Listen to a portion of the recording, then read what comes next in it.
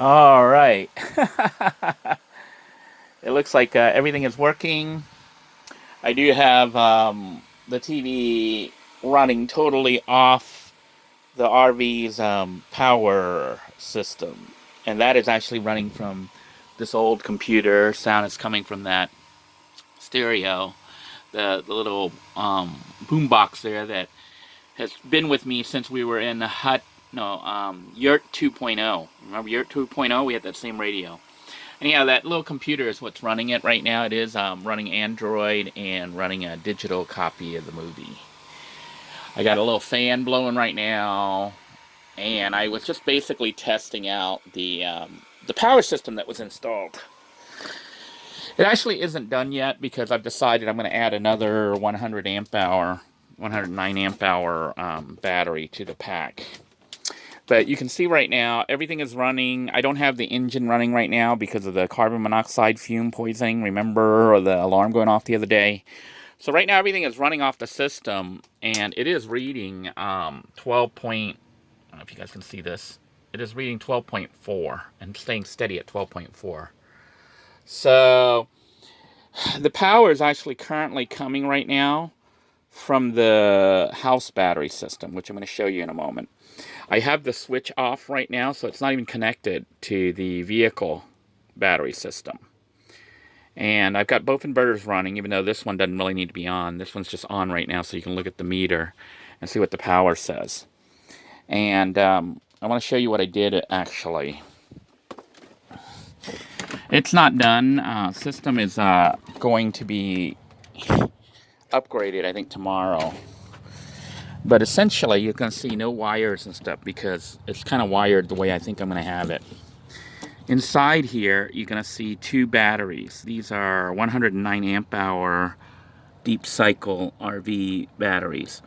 And you'll notice the wire gauge is 4 gauge. That's what I ended up settling on because that's what was available at Walmart that I could buy easily, and it was long enough to do what I needed to do.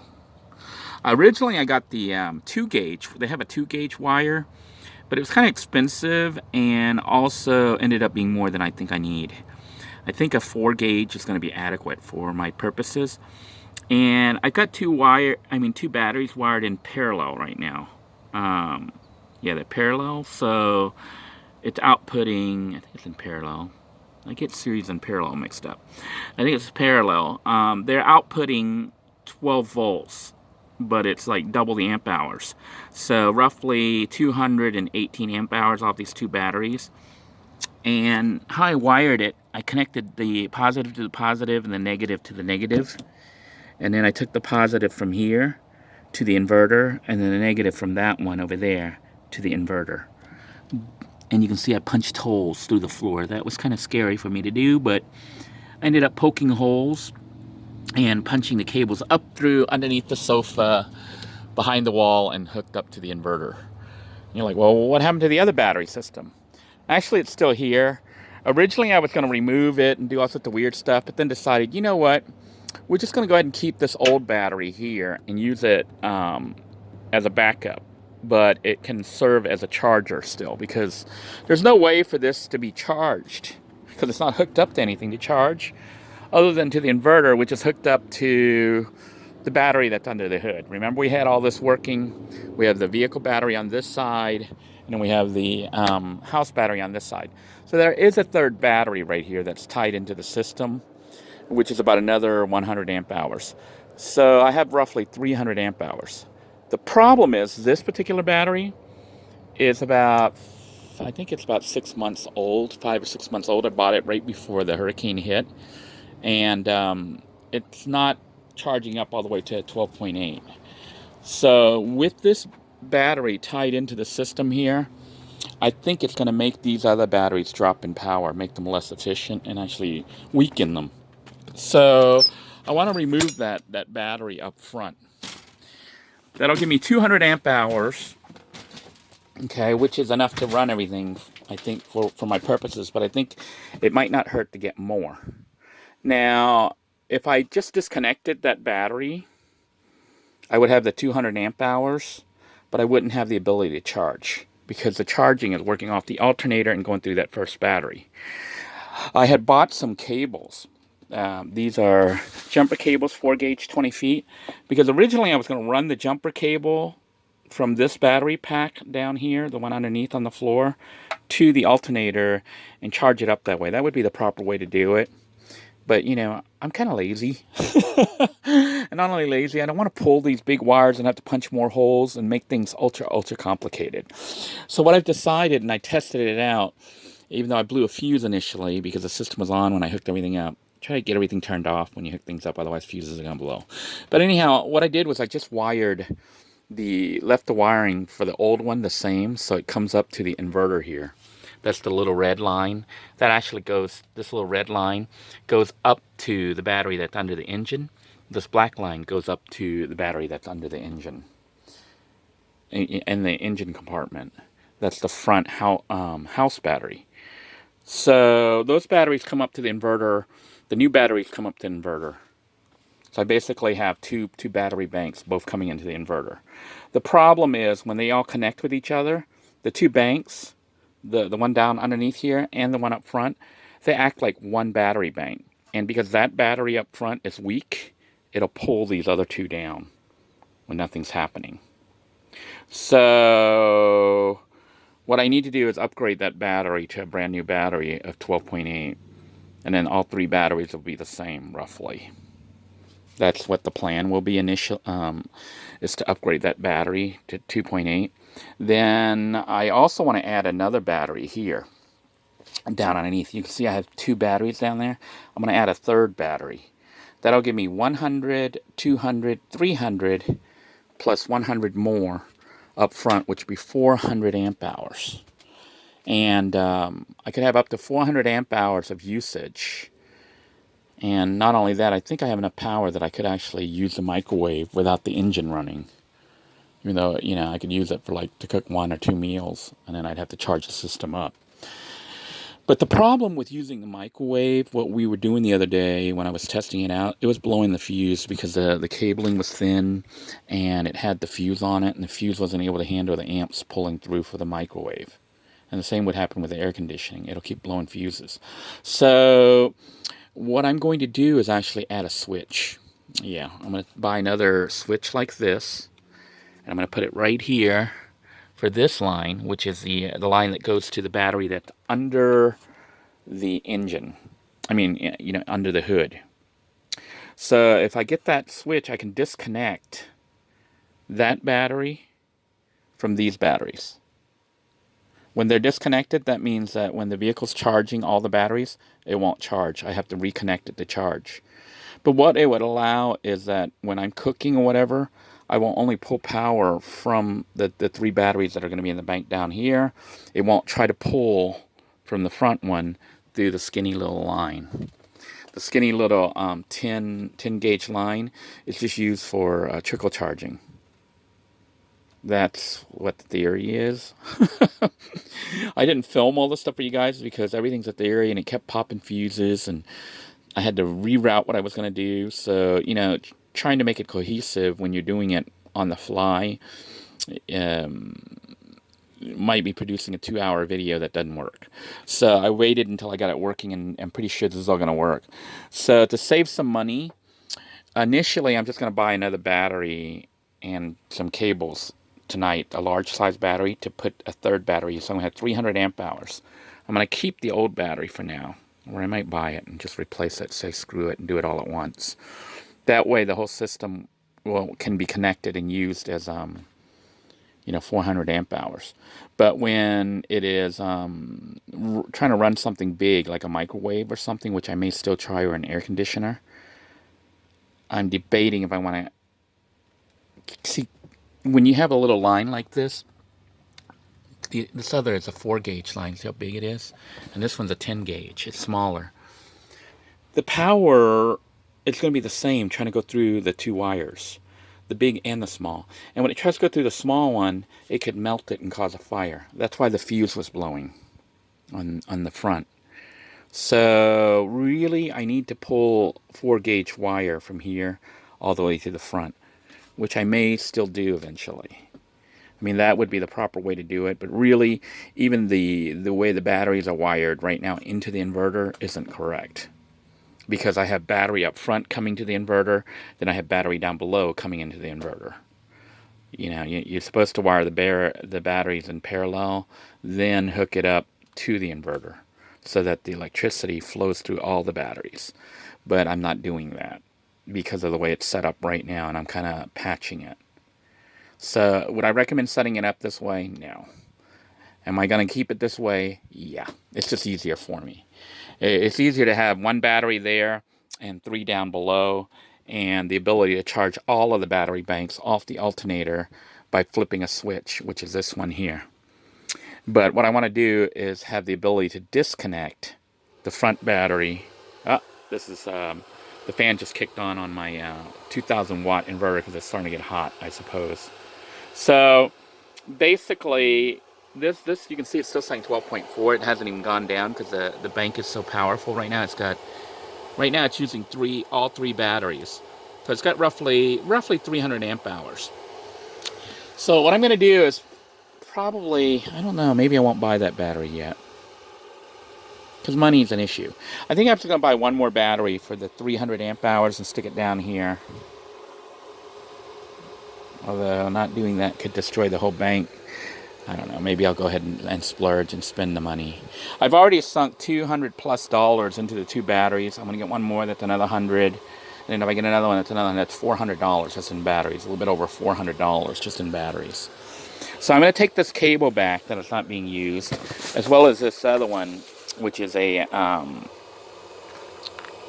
2-gauge cable, which would have been perfect. But I think it's actually a little too... It was long enough. I don't know if it was long enough. No, it wasn't long enough was the problem. To go all the way up to the front. It's 51 inches, a little bit over 4 feet. 4 feet. So it wasn't enough to route and do all the stuff I needed it to do.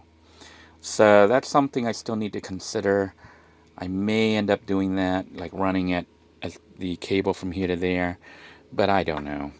If it works, my motto is if it works, don't mess with it. After blowing fuses and having the carbon monoxide detector going off yesterday like crazy, I think now that I have it working, I'm going to kind of leave it. I'm just going to go ahead and put another battery. I think I may go ahead and splurge and get a brand new battery there too up front.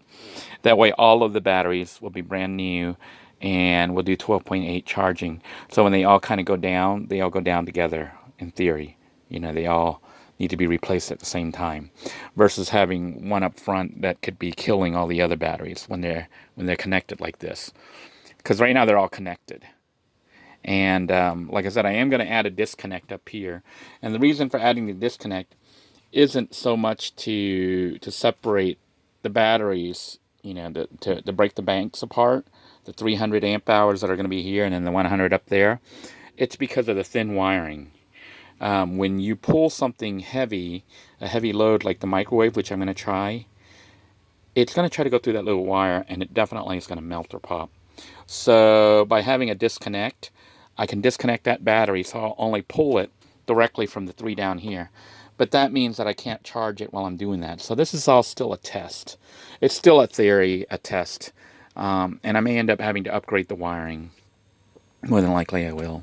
But we'll see what happens. If I can run it off 3 banks down here and then just use the front battery and cable as a trickle charger,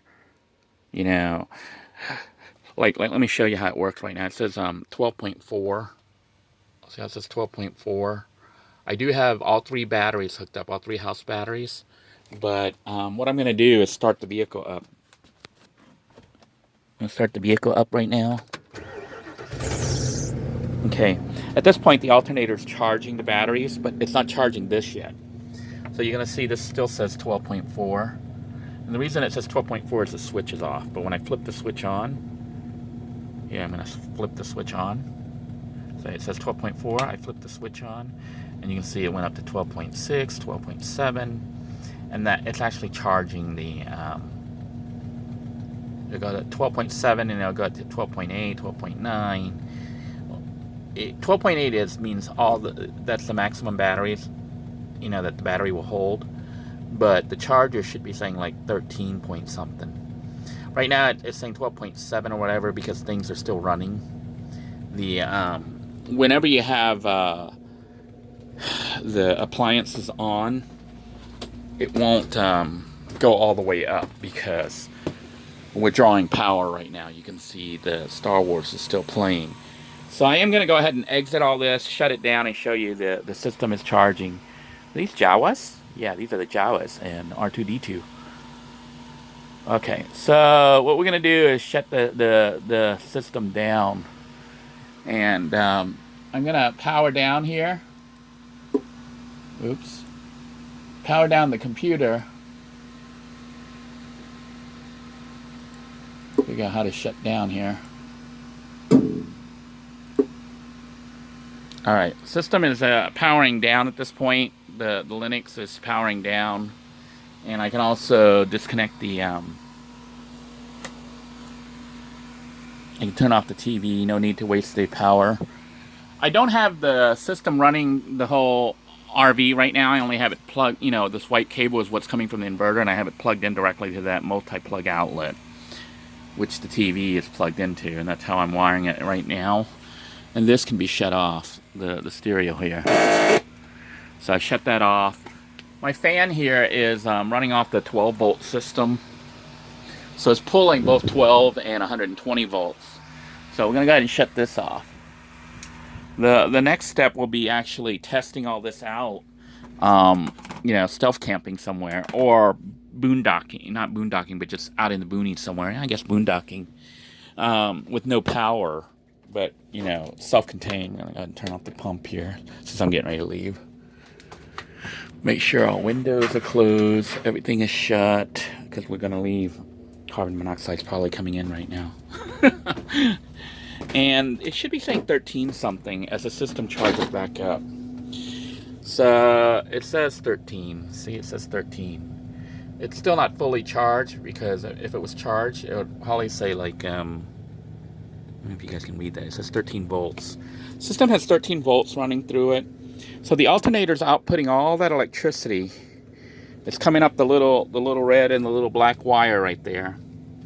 And it is going to the inverter, but the inverter is splitting it to the second inverter, and it's also splitting it and sending some down the thick black cables down into the battery bank down below. So I'm going to add another battery, and that'll give me 300, and I'm going to add one up front, and that'll give me 400. The problem I'm having is it's about another 200 something bucks. I'm wondering if I want to spend it. But I guess I will and just bite the bullet and have it so that the RV power system is pretty much done. That way I can start to close this part of it out and start getting rid of all this wiring and the mess that I just made. This is all a mess from doing the wiring and stuff. You can see it's all wiring stuff.